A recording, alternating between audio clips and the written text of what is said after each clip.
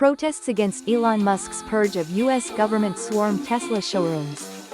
Protesters against billionaire Elon Musk's purge of the U.S. government under President Donald Trump demonstrated outside Tesla dealerships throughout the U.S. and in some cities in Europe on Saturday, in the latest attempt to dent the fortune of the world's richest man. In opposition to Musk's position as head of the newly established Department of Government Efficiency, or DOGE, where he has gained access to sensitive data and shuttered entire agencies in an effort to reduce government spending. The protesters were attempting to escalate a movement against Tesla dealerships and automobiles.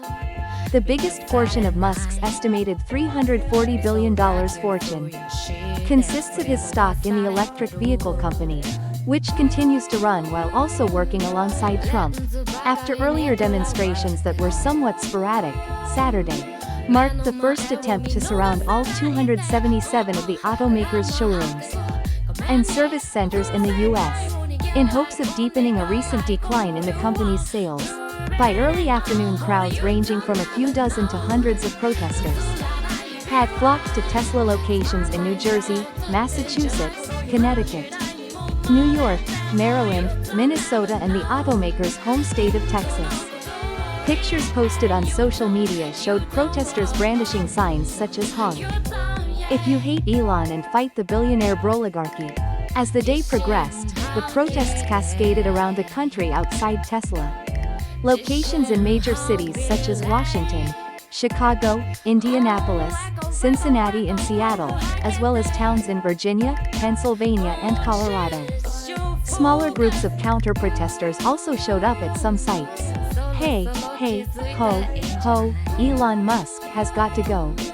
Several dozen people chanted outside a showroom in Dublin, California, about 35 miles east of San Francisco, while a smaller cluster of Trump supporters waved American flags across the street. A much larger crowd circled another showroom in nearby Berkeley, chanting slogans to the beat of drums. "We're living in a fascist state," said Dennis Spagley, a retired high school teacher from neighboring Oakland, "and we need to stop this or we'll lose our whole country and everything that is good about the United States." Anti-Musk sentiment extends beyond the U.S. The Tesla Takedown movement also hoped to rally protesters at more than 230 locations in other parts of the world.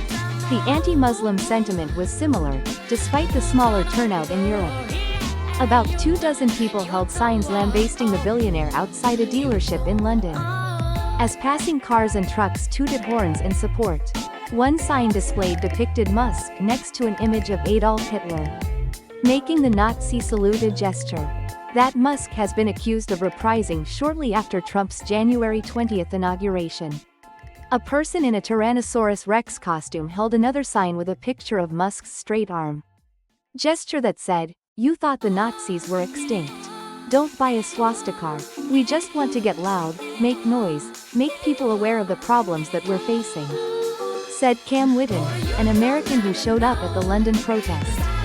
Tesla Takedown was organized by a group of supporters that included disillusioned owners of the automaker's vehicles, celebrities such as actor John Cusack, and at least one Democratic Party lawmaker, Rep. Dallas Jasmine Crockett. "I'm going to keep yelling in Congress's halls. I just need you all to make sure you all keep screaming in the streets," Crockett said during an organizing call this month. Another Democratic lawmaker, Rep. Pramila Jayapal, showed up at a protest in Seattle, which she represents in Congress. Musk backlash has included some vandalism. Some people have gone beyond protest, setting Tesla vehicles on fire or committing other acts of vandalism that U.S. Attorney General Pam Bondi has decried as domestic terrorism. In a March 20 company meeting, Musk indicated that he was dumbfounded by the attacks and said the vandals should stop acting psycho. Crockett and other Tesla Takedown supporters have been stressing the importance of Saturday's protests remaining peaceful, but police were investigating a fire that destroyed 7 Teslas in northwestern Germany.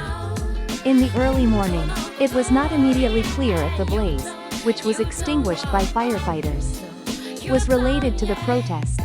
In Watertown, Massachusetts, local police reported that the side mirror of a black pickup struck two people at a protest outside a Tesla service center. According to the Boston Herald, the suspect was promptly identified by police at the scene, who said there were no serious injuries. Musk maintains that the company's future remains bright.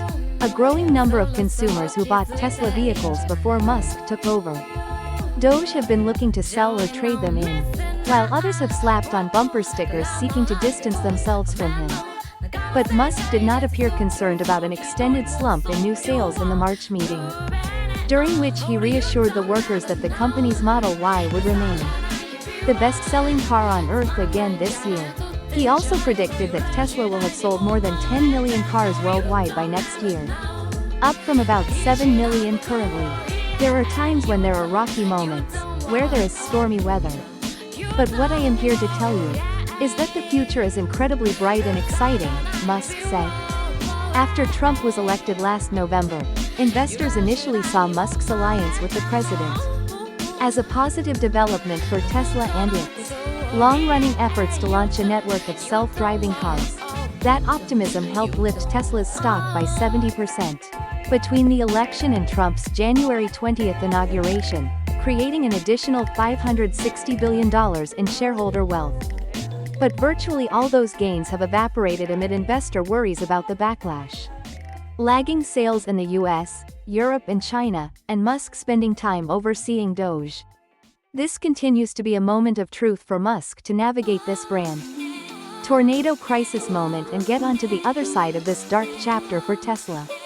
Wedbush Securities analyst Dan Ives said in a recent research note,